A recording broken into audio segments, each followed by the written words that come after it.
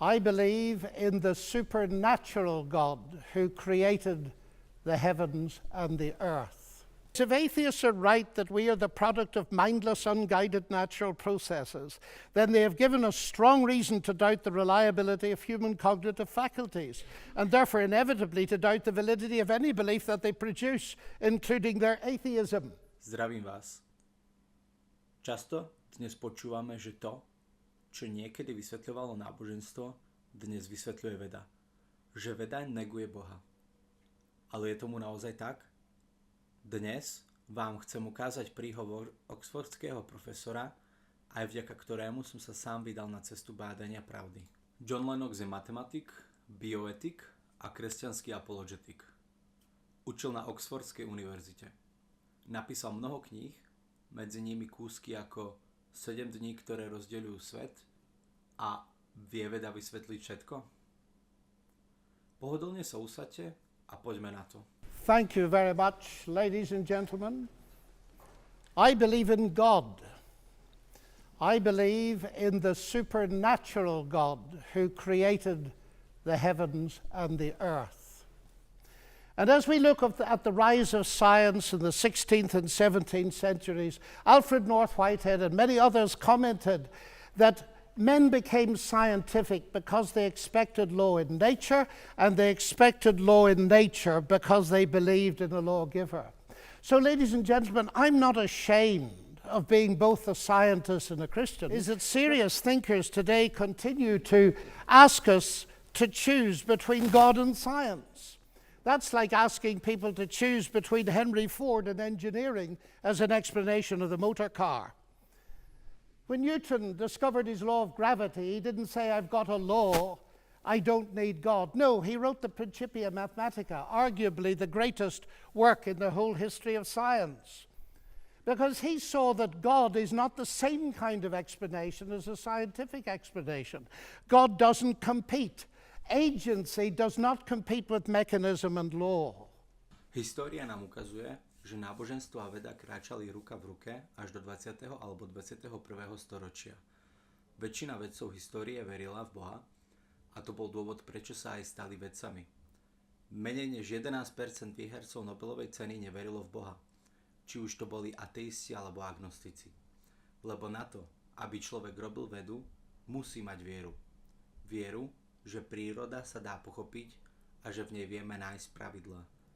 Albert Einstein slávne povedal, čím viac študujem vedu, tým viac verím v Boha.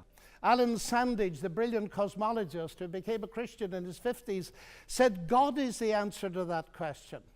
But people are now so desperate to show that the universe created itself from nothing, which seems to me to be an immediate oxymoron. If I say X created Y, I'm assuming the existence of X to explain the existence of Y. If I say X created X, I'm assuming the existence of X to explain the existence of X, which simply shows that nonsense remains nonsense even if high-powered scientists utter it. It reminds me a little bit of G.K. Chesterton, who said, "It is absurd to complain that it is unthinkable for an unthinkable God to make everything out of nothing, and then to pretend that it is more thinkable that nothing should turn itself into everything." The heavens declare the glory of God, says the ancient psalm. And we've unraveled a bit of that, seeing the fine-tuning of the fundamental forces of nature. It's something that's so striking to scientists that it demands explanation. And it seems to me that Arno Penzias hit it right.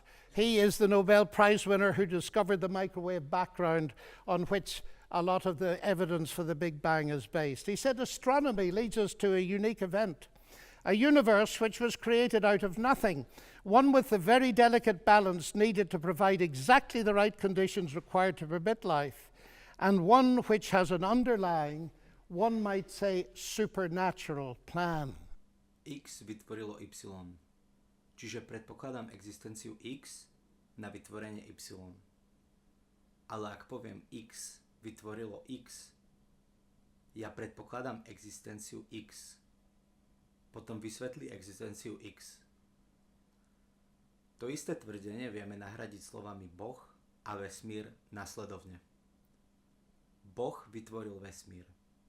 Čiže predpokladám existenciu Boha na vytvorenie vesmíru. Ale ak poviem, vesmír vytvoril vesmír, predpokladám existenciu vesmíru. Ale potom ako vysvetlíš existenciu vesmíru? Čo profesor Lennox tým chcel povedať, je, že v dnešnej dobe ateisti často hovoria, že vesmír vytvoril vesmír. Alebo inak povedané, že sa vesmír vytvoril sám. Ale to vedie k logickej chybe. Ak sa vesmír vytvoril sám, potom vesmír musel existovať pred vesmírom. Teda vysvetlenie, že je bytosť za vesmírom, ktorá vytvorila vesmír, dáva oveľa väčší zmysel. A tej bytosti, alebo teda princípu bytia, my hovoríme Boh. Dnes je teória veľkého tresku prijatá väčšinou vedeckej komunity a táto teória perfektne poukazuje na existenciu Boha. Totižto predtým, než nastal veľký tresk, čas, hmota a priestor neexistovali. Neexistovalo nič.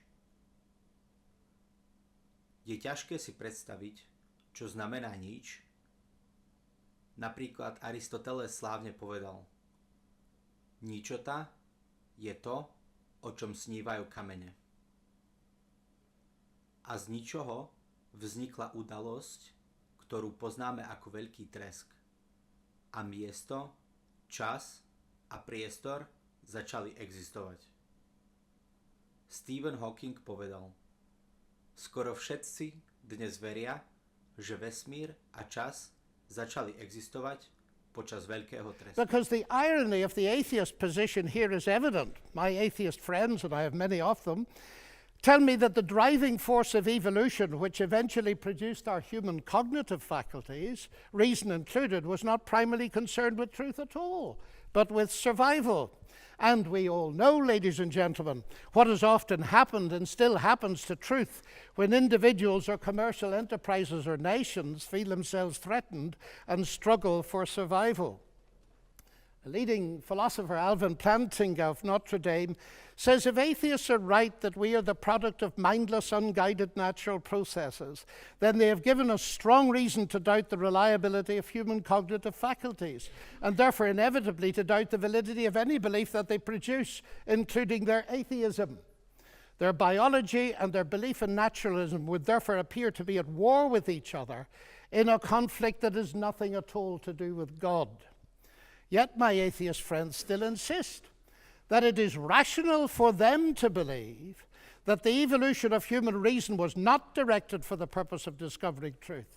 And yet it is irrational for me to believe that human reason was designed and created by God to enable us to understand and believe the truth. Curious logic. By contrast with that, biblical theism asserts that ultimate reality is personal and intelligent, and the reason science works, and this was the motivating force that drove the great pioneers of science, is that the universe out there and the human mind in here that does the science are ultimately the product of the same intelligent divine mind. Human beings are made, we are told, in God's image, and that means that science can be done. That makes infinitely more sense to me as a scientist than atheism. Slávny kontroverzný mysliteľ, psychológ, profesor a politický komentátor našej doby Jordan Peterson v rozhovore pred mesiacom na otázku, čo je najlepší argument pre ateizmus, odpovedal takto: nemyslím si, že existuje dobrý argument pre ateizmus. Myslím si, že ateizmus je založený na nesprávnom chápaní nášho sveta. I dare to suggest that the existence of morality cannot be explained either. As modern science sprang from Judeo-Christian sources, so did the concept of human equality. I never forget speaking on one of my many visits to Russia to a colleague in the Academy of Sciences. And he said, you know, John, we thought we could abolish God and retain a value for human beings. We found we couldn't, and we murdered millions of them. And Alexander Solzhenitsyn has said, if I'm asked, why is it that 60 million of my fellow countrymen were sacrificed? He said the answer is, we have forgotten God. And here we reach what for me is the chief evidence, not only for the existence but the nature of God. It is Jesus Christ. He it was who not only taught the golden rule but embodied it, fed the hungry, healed the sick and suffering, and welcomed society's outcasts, brought honor and respect to the marginalized and ashamed. And he's brought forgiveness and peace to multi-millions around the world. He's able to do this, of course, because though he was a man, he uniquely never was only a man, but God become human. The central evidence for this startling claim is, of course, his historical resurrection from the dead that launched Christianity in the world. This is, of course, ladies and gentlemen, a crunch issue.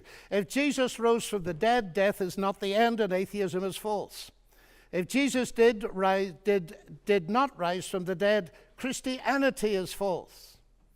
And I remember at Cambridge as a student listening to the brilliant Sir Norman Anderson, a legal expert, going through forensically the evidence from his legal perspective as a brilliant lawyer. And he said at the end of it, the empty tomb then of Jesus forms a veritable rock on which all rationalistic theories of the resurrection dash themselves in vain. Profesor Lennox pokračuje k argumentu o moralite. To si myslím je jedným z najsilnejších teistických argumentov vôbec. Ak Boh neexistuje, ak neexistuje princíp morality, ale moralita je len niečo vynalezené ľuďmi, tak potom medzi matkou Terézou a Hitlerom nie je rozdiel. C.S. Lewis v jeho knihe Mere Christianity slávne povedal: jeden nemôže nazvať čiaru krivou, pokiaľ nemá tušenia, čo je to rovná čiara. C.S. Lewis tu chce ilustrovať objektívny štandard dobra a zla.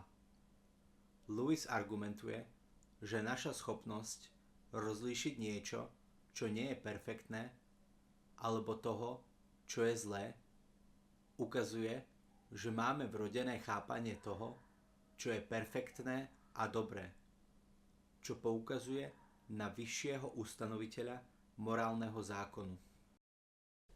Granted that life presents us with a double picture. We see some beautiful things. We see some ragged edges. We see hurt and pain, and we see joy. How can we come to terms with that? And it seems to me here is no simplistic answer, but a window into an answer, and it's this. If it is actually true that Jesus is, as I believe him to be, the Son of God, then we can ask the question, what is God doing on a cross? And the answer comes back at the very least. God has not remained distant from our human suffering, but has become part of it. And the other side of that is this: because Jesus rose from the dead, he is going to be the ultimate judge. Now here's an irony, because atheism has no ultimate hope of justice by definition. The vast majority of people in the history of the world have died without justice and will die without justice.